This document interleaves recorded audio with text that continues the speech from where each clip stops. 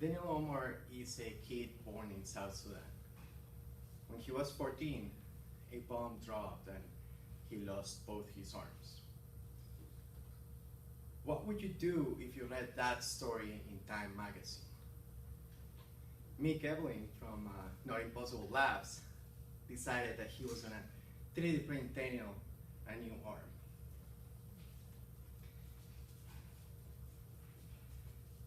I've owned my 3D printer for roughly 6 months.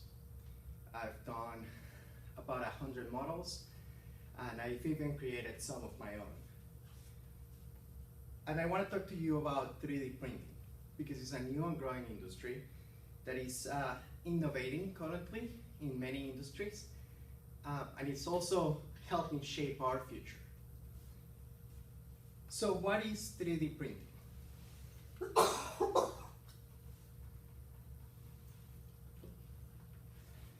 3D printing is additive manufacturing.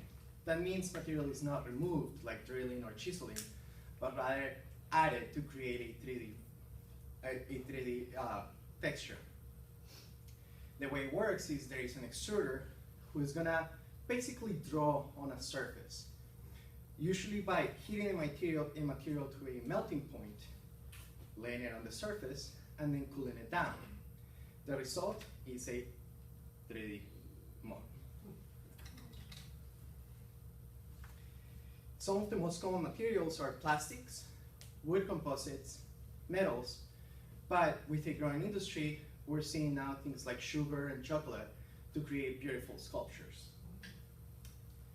Now that you know what 3D printing is, I want to tell you how it's being currently used. First of all, it's becoming very accessible. For roughly $300, you can own your own 3D printer. And that means that companies and individuals can create models of their own. It doesn't require that much knowledge of engineering, and it's very cheap. Take, for instance, comedian JDelgado. He's a car collector, and a lot of his cars have very obsolete parts that he cannot find anywhere. What he's doing now, he is using 3D printing to recreate those parts. In his popular mechanics article in 2009, JDelgado says, well, if the machine makes it wrong, you still have to pay for it.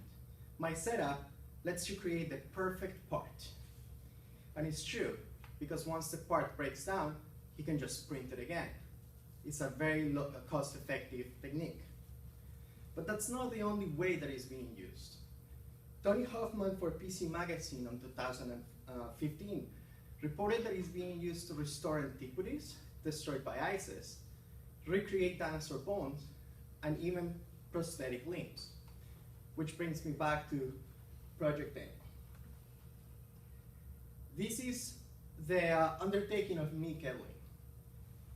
He is using 3D printing to recreate prosthetic limbs. Each print costs roughly $100, and it takes 6 hours.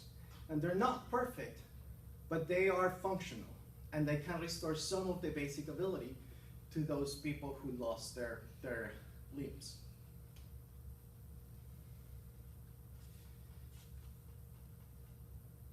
Now that you know what it is and how it's being used, I want to show you some of the ways that it will start shaping our future. And the future is very interesting here at home and in space.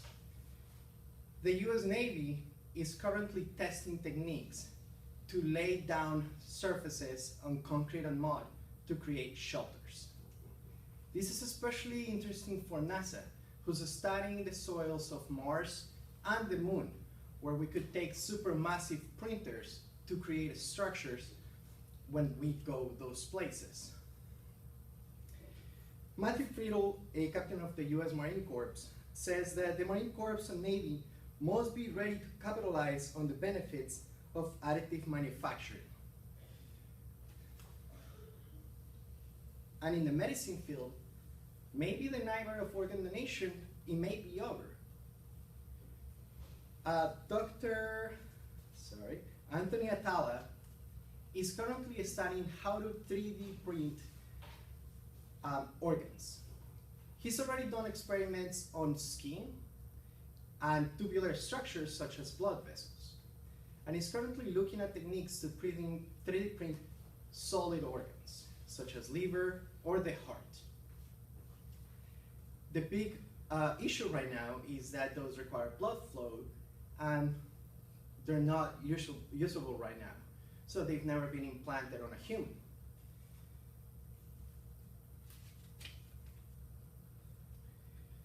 It's clear that neither of these techniques is ready for showtime. But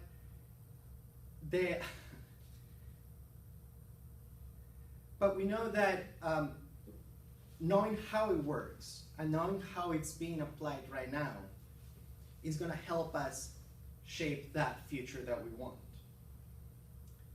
The 3D printing revolution is just beginning, be it here at home or in Mars. And hopefully with these new techniques, we can give kids like Daniel their lives back.